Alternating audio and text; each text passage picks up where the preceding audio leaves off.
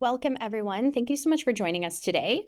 My name is Susan Durnan. I'm the Operations and Development Manager at the Mississauga Arts Council, and I have my colleague, Sherry Parliament, who is our Communications Manager with us. This is the info session for our spring or winter, spring kind of overlaps, our MicroGrant session. Applications are due on March 23rd. That's a Monday by 5 p.m. Today we're going to go through what are microgrants, more about sort of what they are, what the matching elements, who can apply, eligibility, project eligibility, what is an eligible project. We'll then do a deep dive into getting your application ready, what information we ask for in the application itself. We'll do a deep dive into the budget and the web form, what they look like, what you need to know. Then we'll talk a little bit about assessment, review some important dates and deadlines, and then get into some questions. So let's get started. First of all, the Mississauga Arts Council. Who are we? We're an independent charity. We support Mississauga's arts sector and artists through programs and services, and we're here to grow the sector, to support the sector, and that is who we are. One of the ways we do this is through our MicroGrant program. So our MicroGrant program provides funding to artist-led projects. They target areas of need or interest in the local arts sector. We love it when they encourage collaboration between artistic practices. And they're really designed to help artists start or finish a project. Maybe you got started and then you ran into some financial barriers. This is a chance to get a little boost to get it finished. Or, you just need a little bit of investment at the start to bring some other grantors in. That's sort of what we're looking for with our grant program. Where the money comes from to support our MicroGrant project. So we do our own fundraising to make this program possible. We think it's really important to support local artists, and that's why we do this fundraising. One of the ways we do it is through volunteerships through the Mississauga Charitable Gaming Association's C Gaming program. So we send volunteers to the casino, they smile, they get to talk about MAC and our programs, and then we receive money through that program. And that's what's been funding this program for the last few years. If you want to learn more about that, you can reach out to us. And if you want to learn more about just our microgrants in general, you can visit our website here, macarts.ca/program/microgrants, and you can learn more about it there. Okay, so let's get into this round of microgrants. So right now, applications are open for Matchmaker MicroGrants. So these are a matching grant. We will provide 50% of your project budget up to $3,000, whichever is less. I'll get into that a little bit more later. So Matchmaker MicroGrants provide support for Mississauga-based artists to launch or complete an artistic project.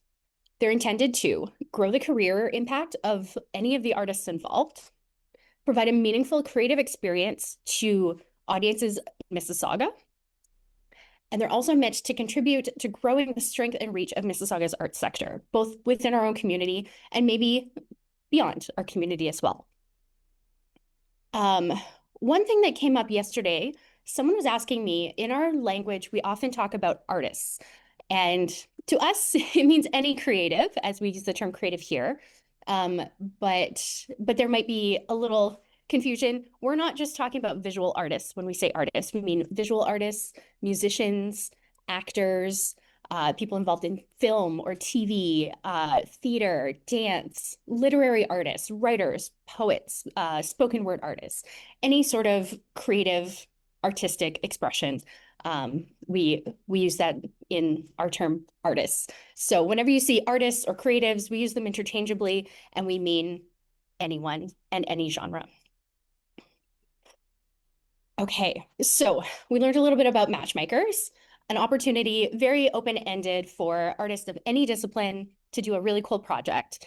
So who can apply? This round, individual artists who live or are based in Mississauga can apply. You must have a Mississauga address. It's not negotiable. You need to be from Mississauga. MAC membership. So our charity is a membership-based organization. But you do not have to be a member of our organization to apply for a grant. So if you're not a MAC member and you want to apply, amazing. Please send in your application. We look forward to reading it.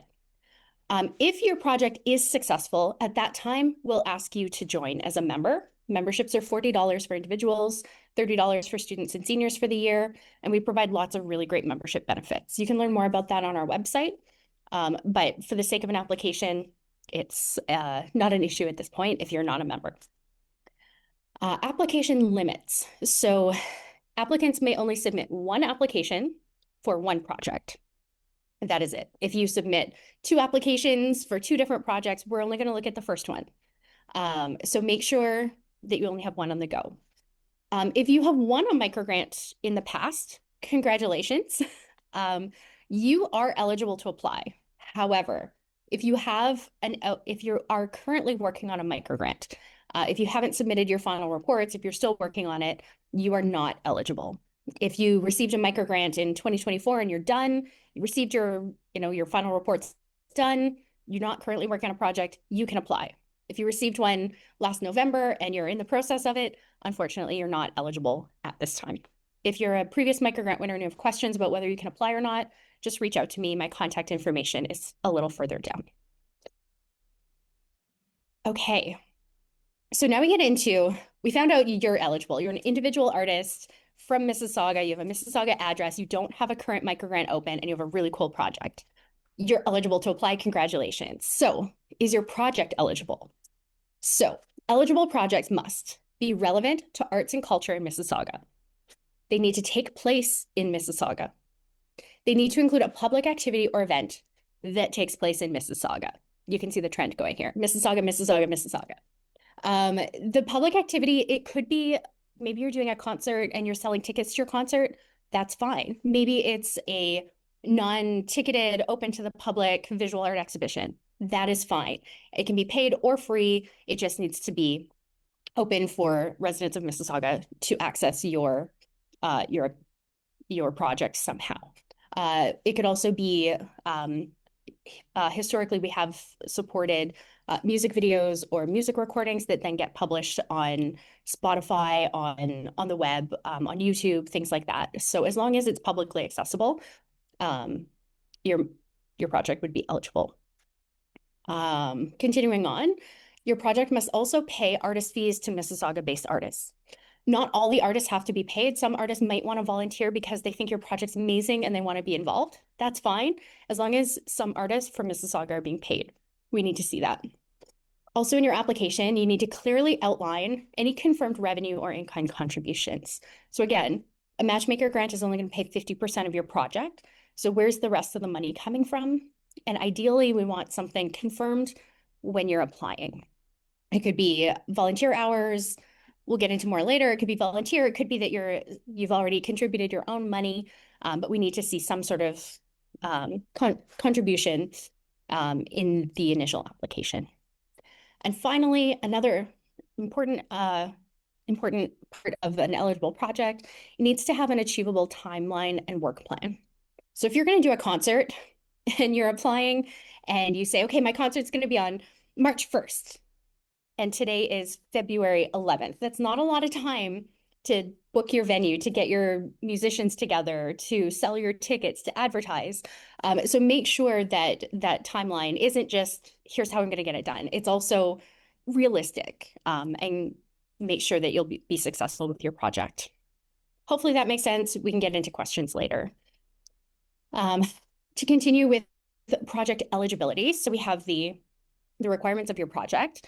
If you have previously received funding for your project through a microgrant, maybe it's an open mic series that happened last year and you're bringing it back again this year, you would be eligible to receive additional funds or a second microgrant for the same project, but you need to demonstrate how your project is growing or why the community still needs your project as it is. That's just an extra thing for projects that have already been funded. Finally, in eligibility, we also ask for your start date and end date in the application. So your project start date can be any time, including in the past. So if you started you're working on your memoir, you're writing it, and you've been writing it for 3 years, and you're finally getting it ready to go to the publisher. That is fine. Your project could have started 3 years ago. Your project could also start in the future. You have this big idea, but you're waiting for funding to get it started. That is fine too. So project start date, anytime. Project end date. So in this case, we want our funding to be very timely with projects. So your end date must be after April 1st of 2026 and before December 31st of 2026. So we want your project to happen this calendar year. We have 2 rounds of funding every year. So if you're not ready this time, you can apply in the fall for projects in 2027. That's great.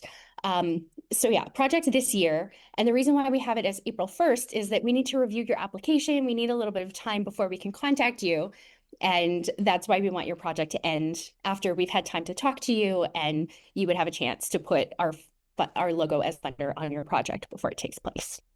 Hopefully that makes sense. Diving into how the funding works. So again, we talked about them being matching grants, 50% of the total project expenses to a maximum of $3,000 per project. So for example, you are doing a karaoke lemonade stand. How fun is that going to be? And your total expenses for your karaoke lemonade stand are going to be $5,000. That means you can get up to 50% of the total project expenses, which would be $2,500. Say your karaoke lemonade stand is, absolutely off the charts. It's going to be an $8,000 project. The maximum you can ask for is $3,000. Hopefully that makes sense. If your project is $15,000, the maximum you can get is $3,000. If your project is $1,000, the most you could get would be 50%, which would be $500. Hopefully that makes sense. If you do have questions about it, again, reach out. We're happy to assist. Okay, so diving into how does the funding work? Funding is provided as matching funds. I've said that a few times now.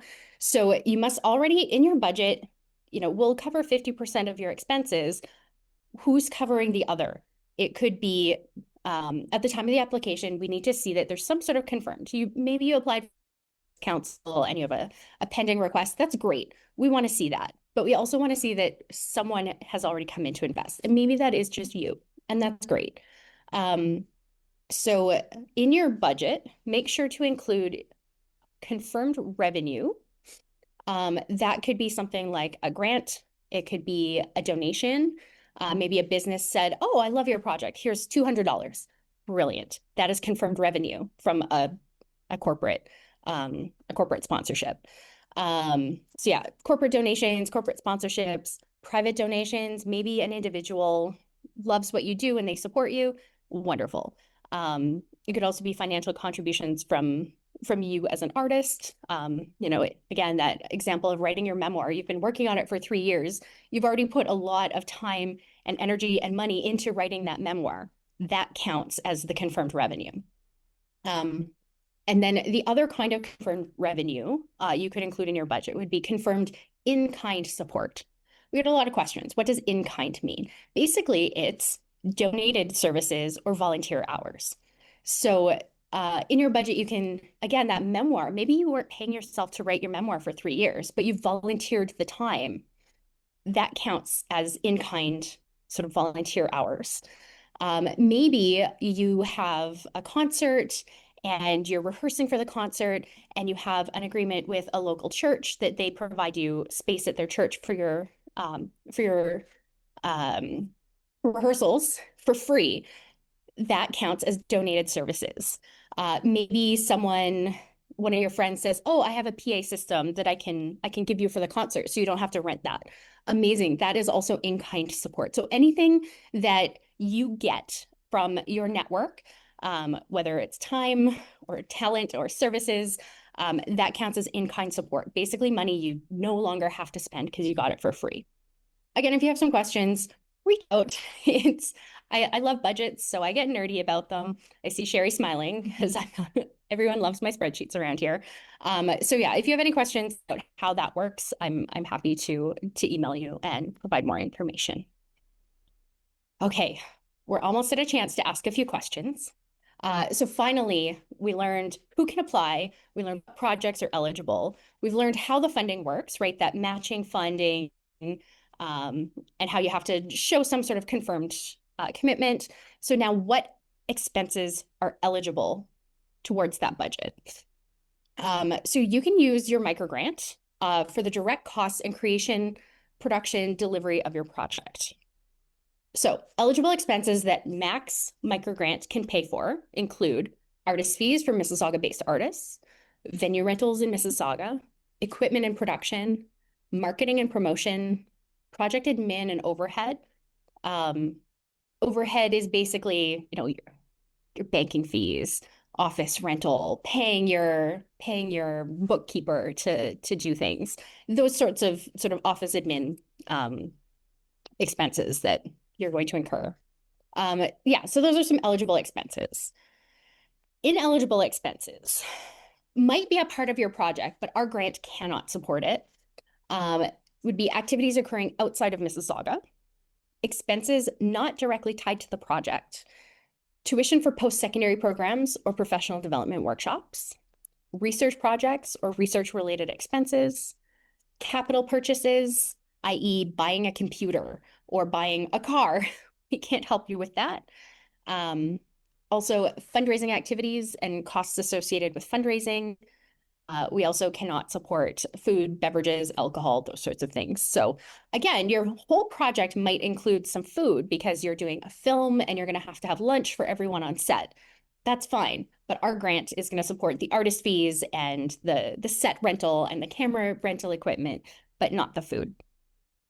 Hopefully that makes sense. Just a quick look, eligible, ineligible. All of this is written in the guidelines. And again, if you have questions, reach out. So I think we'll have a little pause. We talked about what are matchmakers, who's eligible, what projects are eligible, how the funding works, and the last slide, which I forgot what it was. Oh, eligible expenses. So anything about eligibility or about Matchmaker MicroGrants in general, let's take a few questions and then we can get into the application process itself. I've seen Sherry's fingers going. Yeah, so I've already answered quite a few questions, but I think a lot of people were asking about like the Mississauga-based question. So for example, a person works out of a dance studio in Mississauga. And so I mentioned to her, if you apply as an individual artist, would that still count? Like, I was still working there? Yeah, I think so. As long as you have the Mississauga address, then yes, you can apply using that Mississauga address. Cool. And then I guess, and again, as long as the project is taking place in Mississauga. Yes, also very good. Got another couple questions I've already answered, but what kind of projects would be successful? If you want to get into that, or that is a really good question. And the first couple of years we ran this program, the answer is, but we actually, on our website, you can go to a page, you can get to it through the MicroGrant page that I linked to earlier. And it is called MicroGrant Success Stories. It's on our website. And basically, we've been featuring stories from people who have won microgrants in the past. What did they do with their microgrant? Why was it so wonderful? We also list, I think from 2019 through 2025, we have a list of everyone who's ever received a microgrant from us. So if you go into those resources, you can kind of see projects that we've supported in the past. You can learn a little bit more about those artists, and it's probably a good resource. I think the main thing to think about with your project is even though we do support projects that might only help one or two artists, generally we want to see lots of artists involved. We want to see lots of community engagement. One of the main requirements is actually from our program funder, not from us. And it's that we have to have that public accessible event for your project. So how are you getting your work to the public and benefiting the public with your work? I think that's really the key to a successful microgrant application. And that does not answer your question. However, it gives you good resources and things to think about. Oh, that was great. Another question, does a collaborator have to be Mississauga-based, mixing engineer, for example, or is it GTA acceptable? Again, in your application, show off how many artists are from Mississauga. If you're the only artist from Mississauga and you're going to be recording your project in Toronto with Toronto-based musicians and a Toronto producer and a Toronto promoter, that doesn't quite hit the mark because your project, according to the eligibility, it has to take place in Mississauga. It has to pay Mississauga artists, right? So keep that in mind. Not to say it wouldn't be eligible, but just make sure that you're checking those Mississauga boxes. We have had a lot of applications that bring people in from outside of Mississauga for collaboration, or most of it was done here in Mississauga, and then it was shot here, local actors, and then maybe the editor wasn't from Mississauga for a film, for example. So I think there is a little bit of leeway. Generally, we kind of go with 50% plus one is sort of the minimum for Mississauga inclusion. Mm-hmm. Good. We have another question talking about the line item of donating a space, and how would that work? That is a great question. So basically, when you're coming up with your budget, and we will do a deep dive after, when you're coming up with your budget, right? Again, that karaoke lemonade stand, I thought of that this morning and was like, that's hilarious. I'm going to talk about it. And here I am 3 times. So yeah, your karaoke lemonade stand, and one of the things you need is a karaoke machine to make this happen. And then your friend says, oh, well, instead of paying $500 to rent one, why don't you just use mine? So in your budget, you can say it would have cost me $500, but it's being donated. So you can sort of come, and in the case of space, maybe it's $100 an hour to rent it and you're getting it for free. So you can sort of figure that out. I know there's also calculations I've seen for figuring out how much your volunteer time is worth. You can go with, 10 hours at minimum wage equals this much, but they're volunteering their services. You can also, if it's more skilled labor, then maybe it's $20 or $25 an hour for, say, more educated or skilled or musician or visual art or something like that. You can kind of calculate the rate per hour times how many hours. Hopefully that helps. Great. Yeah, that's all the questions I have currently, but if you guys have any more questions, feel free to add them to the chat. Perfect. Okay, so we're going to dive along. There's a link here for the MicroGrant guidelines available. If you go to our website and just find MicroGrants, it's all available on that page. So you don't need all of these individual links, even though I have them here. Okay, so next up, we're going to talk about what's in the application form. And I'm going to give you a few of Susan's hot tips. Learn from my mistakes. Don't do what I have done in the past, so that you can feel really confident with your application. So preparing your application. All applications must be submitted through our web form. There's a link here. There's links on our website. You can access it. There's links through the guidelines. Lots of ways you can access it. I didn't write it down here, and that is, please do your application early. We use JotForm, and we were, it's technology that's out of our hands. We do our best, but sometimes the forms go down. Sometimes they're, they have issues. We were accepting applications this week, and JotForm servers went down, and we couldn't even access the back end. We could not accept applications. So these things happen, not just for our grants, but for Ontario Arts Council, Canada Council. It's technology. Technology will fail you when you were counting on it. Don't let that happen. Get your application done early. Again, if our software goes down, we'll do what we can. We'll extend it for a day or two to make sure that everyone can get applications in if we're able to.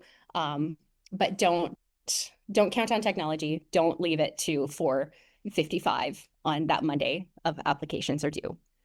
The other caveat I will give you is make sure you've planned your application before you go to the web form. Again, it's not our technology, and we were having issues. We had a way that you could save your application, but if you saved it more than once, it would not submit ever again. We couldn't even submit in the back end. So I think we've gotten rid of that. What I recommend is take all the questions from the guidelines, put them into a Word document, and work through the Word document. That way you have spell checker. That way you can check word counts. You can make sure everything is in place. And then you just copy paste into the web form when you're ready. Yes, learn from my mistakes. Don't get caught without backup files. Have that. I've definitely done things where I'm like, oh, this is an easy application, did it all in the portal, hit submit, and had no way to access that information again. They didn't send me a copy of it. I couldn't access it. And I was just sort of stuck being like, oh, I wonder what I submitted. I don't know. So make sure you save a copy. There is an option on the web form to review your answers and print a copy. So make sure to save a copy before you hit submit. Remember, you can only submit one application. So make sure you have everything prepared, drop it all in, save a copy, hit submit. Those are my hot tips. Mostly put it in a Word document and work outside of the portal because technology will never be your friend. Okay, the other thing we need to do when you're preparing your application is get your budget going and get that sorted out. So I have a budget template for all applicants to fill out. You can get it here. So it's a Google document. We also have an Excel document you can download off of our website. Don't ask for permission to the Google file because I will not give it to you. Save a copy on your own computer. If I were to give you access to edit the Google Doc, then everyone could see your budget who has access to this document. We don't want that to happen. So save a copy locally on your computer, on your own Google Docs, work on it. And then the other hot tip I have for this is please change the name of the document when you save it and put your name or your project name in the title. So as I'm going through 75 applications, I would say a good 50% of them are budget template number 1, budget template number 2. So make sure to include your name in that file so that when we're in the back end sorting through documents, we don't lose your budget because you didn't put your name on it. So yes, example name here, name _ budget.pdf or, project _ budget PDF, something like that. So we can identify whose is whose when we're downloading files. Yeah. So get your budget done early. There's a specific format you have to fill out. Get your answers prepared in a separate document, and then you can just drop them in. Those are my getting yourself ready tips. So let's get into the actual application form. I can show you what the application form looks like after. In the guidelines, this is exactly what we ask for, except I think it's numbered in the guidelines and bullet points here. And you'll see it's exactly the same as in the web form. So again, pull it from the guidelines into a Word doc and just make sure you have all these answers. So the application form itself is 3 sections. The first section is about you. So we want your name, your contact info. We need a website link, which could be your personal website as an artist. Maybe, for films, they often do this where they have a website specifically for their film project and for selling their film. Maybe if you're applying with a film, maybe you want to send us the film website instead of your personal one. That is fine. Whatever makes the most sense for your application. As a musician, it's probably going to be you as a musician website rather than your album, because that doesn't really get its own website. Anyway, so whatever makes the most sense. And if you don't have a website, but you have Instagram, you're a visual artist and you only use Instagram, that's fine. Send us your Instagram link. That is perfect. Whatever makes the most sense and represents you or your project best. There's an optional one that you can include, and that is your Saga Arts Hub artist directory link. So all members of the Mississauga Arts Council get a free profile on sagaartshub.com. We have a beautiful directory that you can search. So if you are on the directory and you want to include your link, please do. If you don't have that, that's fine. Because remember, you do not have to be a member of MAC to apply. So if you're not a member of MAC, you won't have a link. That's fine. We talked about the contact information. Then we got to the required documents. So yeah, artist CV or resume, make sure that the artist CV or resume is relevant to you as an artist. If you do art in the evenings and by day you are a web developer, we don't necessarily need to know your history of work as a web developer, unless it's relevant to your project. We need to know about your history as a musician, playing at open mics and that sort of a thing. So make sure that the resume, just tailor it so it's your artist resume, not your full work history, unless your work history is relevant. Then 3 work samples. So you have 1 document, throw in links, throw in photos. It could be, yeah, I guess really that's it. Links or photos. You could also, if you have a few, reports on similar projects that you've done in the past, you're doing a music festival and you have a 2-page report on how great your last music festival was, that's really relevant. You can include that here.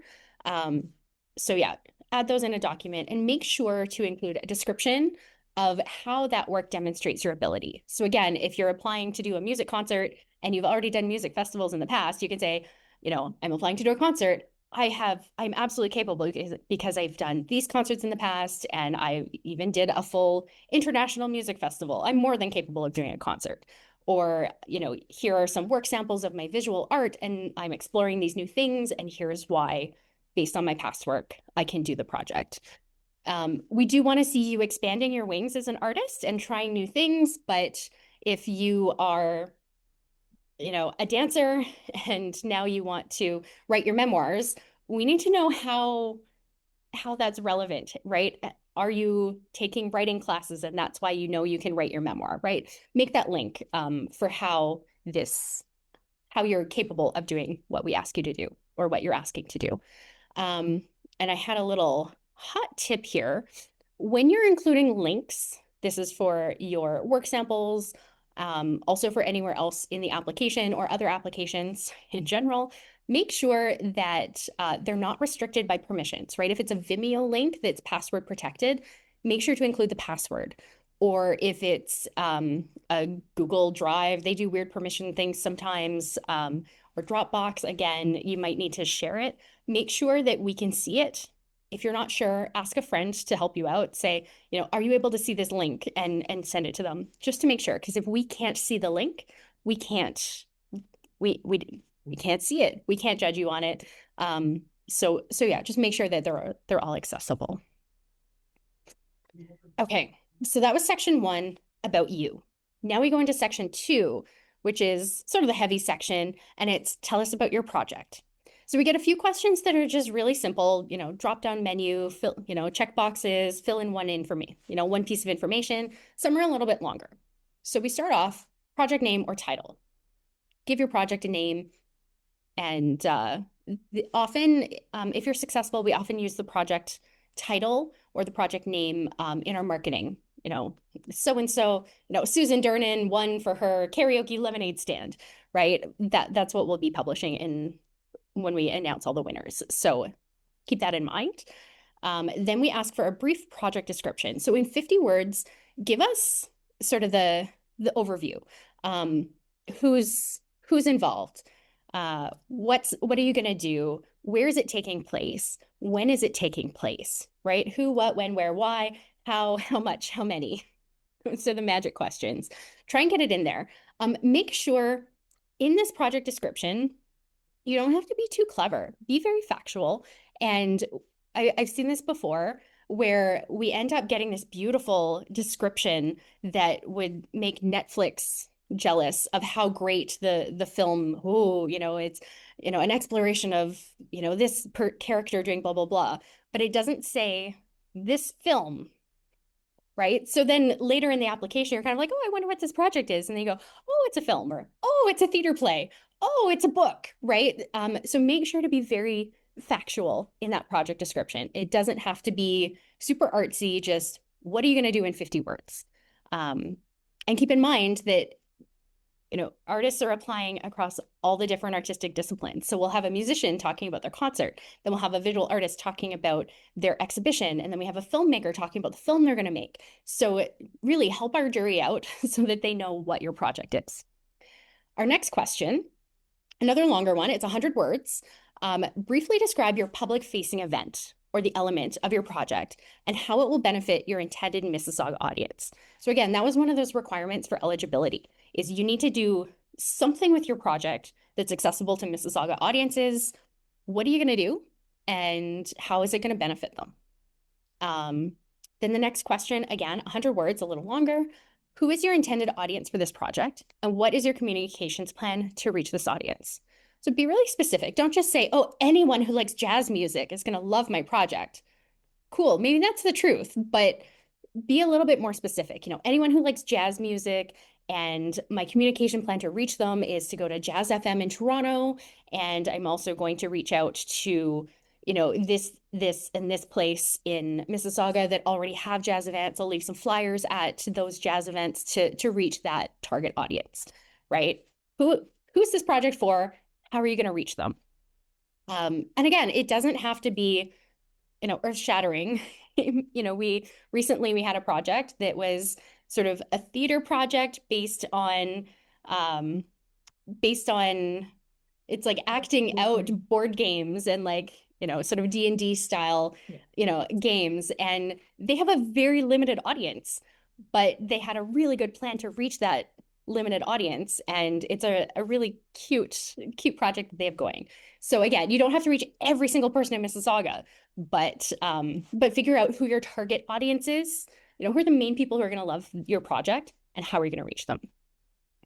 Then the longest question we have is 200 words, and that is, what impact or benefit will your project have on the artists and the target audience or community in Mississauga? And how are you going to measure them?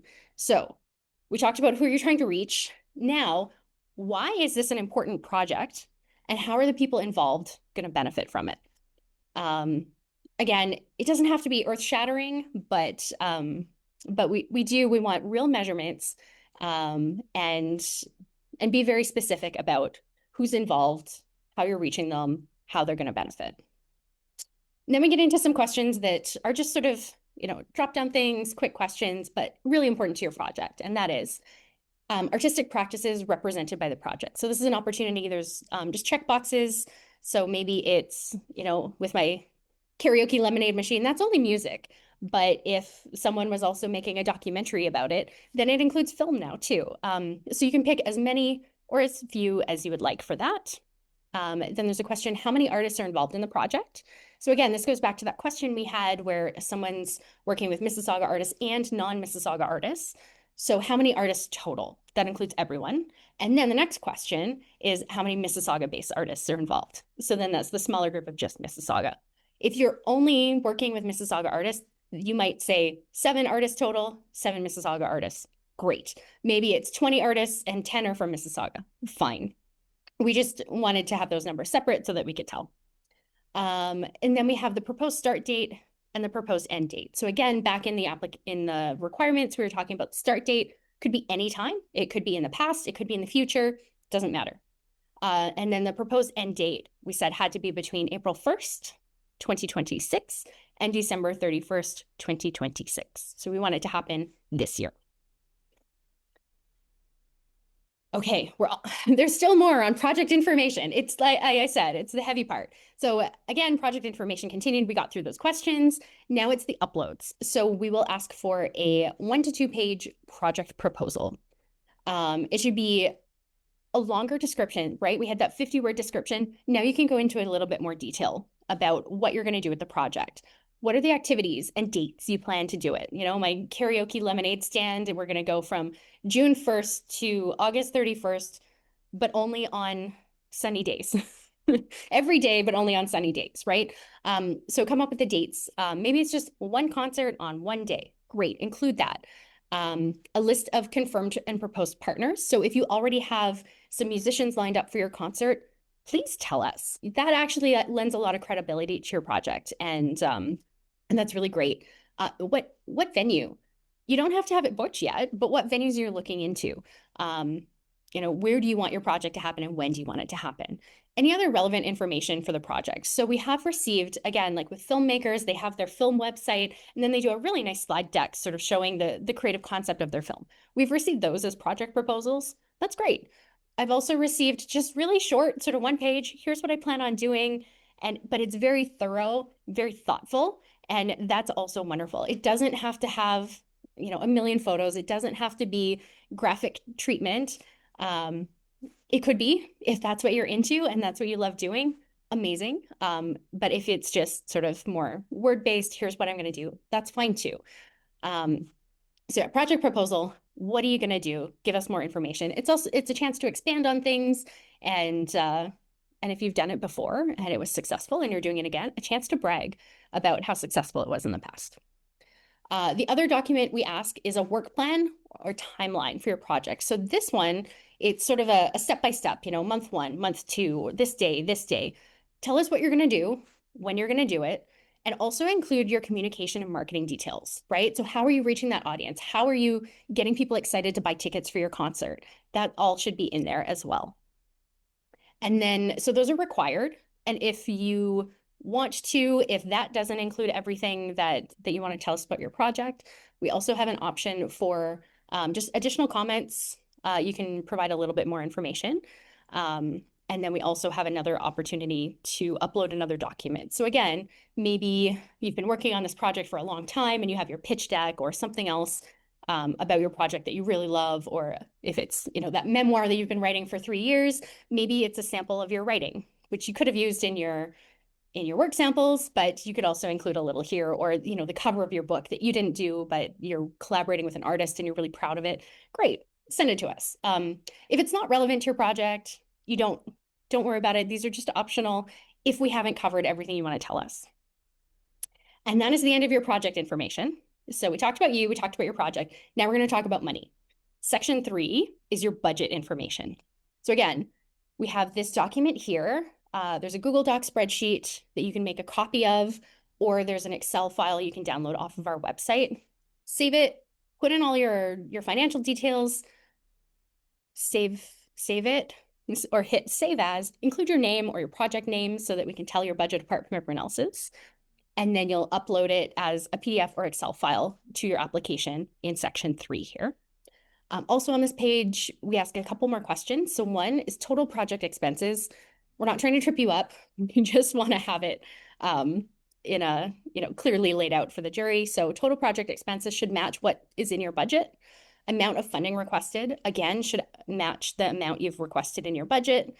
And that would be 50% of the total expenses or $3,000, whichever is less. Then we ask you to list and briefly describe all confirmed sources of revenue. So maybe that's, this grocery store has offered us free lunch for our film shoot, and this person gave me equipment and I'm putting my own money in. Great. Amazing. You can also mention, applied for a factor grant, waiting to hear for my music project, anything like that. But yeah, what's confirmed? Make sure we know. Then there's a question that says, has your project previously received a MAC MicroGrant? Yes or no? Yes or no. If it's no, you're done. If it's yes, we'll ask you to just describe how your project has grown or why it still continues to serve that need for the community, or why it's still impactful for the community. And we talked about that in the project eligibility as well. How if you've already received funding for your project and you're continuing your project beyond the first year or second year or third year, then how is it still relevant? Okay. I feel like we should maybe pause for questions and then maybe do a deep dive here. Do we have any questions?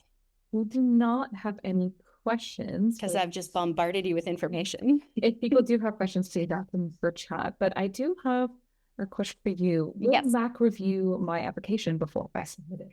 That is a great question. And the answer is no. So you can reach out to me. You can ask questions about, things that are in the guidelines. But I can't, we can make sure that you have all the requirements, but we can't we can't provide feedback on the quality of your application or the content of your application other than completeness. Mm-hmm. Hopefully that makes sense. Yeah, it makes a lot of sense. So the budget template I've been talking about, when you click on that Google Doc, this is what you're going to see. The Excel might not be as pretty formatting, but it is available and you can use it on Excel or download the Excel file and then use it on, I think Apple is Numbers. I'm not sure. Sheets. Yeah, Google Sheets, Numbers, Microsoft Excel. So there's lots of different spreadsheet options that you can open it in. So in here, you can fill out, your name. If you're part of an organization, you can fill it out. If not, leave it blank. Put your project name there, start date, end date, file name, number. You don't need to fill out. I assign file numbers after people apply. And then you'll go through and figure out your revenue and expenses. So Susan's hot tip that she did not have a little yellow box for is, oh my goodness, we're running out of time. Susan's hot tip is come up with, that 50-word project description. What are you going to do? And then come to your budget and figure out how much is it going to cost. That is the best way to write a grant, because then it really changes the scope of your project. If you wanted to do a huge music festival, but you realize you only have $5,000, you're probably not going to have a great festival, but that would be a really amazing concert. So coming to your budget first and figuring out what's involved is actually a really great way to approach your grants. So yeah, so we go through with revenue. We have a column here for confirmed revenue and one for pending. So in this case, the MAC MicroGrant request, if you're going to ask us for $3,000, you'll put it there because you don't know if you're going to get it yet. You hope so. You don't know if you're getting it. So it goes in pending. Confirmed is anything that, you have, and again, ticket sales, say we have $5,000 in ticket sales. That goes in pending because it hasn't happened yet. Your concert's next month. And so we don't have those ticket sales yet. But we do have a sponsorship. Somebody gave us $2,000 and we already have the money in our bank account. It's confirmed. Hopefully that makes sense. And then you can see things are adding up here. And so we have a $10,000 revenue. Again, that $3,000 ask is $3,000 or 50%, whatever's less, in this case, $3,000. So that's all sorted out. And then we get into the expenses. So again, MAC will cover things like artist fees, venue costs, production costs, marketing promotion, printing, supplies and materials might be part of it, admin overhead. There's also room for other items that you want to tell us about. And again, projected hasn't happened, but you foresee, that cost is going to be there. And actual, again, that example of writing your memoir for 3 years, you might already have, $3,000 in artist fees, but you've paid yourself. And then, and then marketing and promotion hasn't happened yet. So that's projected happening in the future. Hopefully that makes sense. I should delete these. Otherwise, when people download this, my numbers will be here. My other hot tip without the yellow box is use this notes section, this column E here.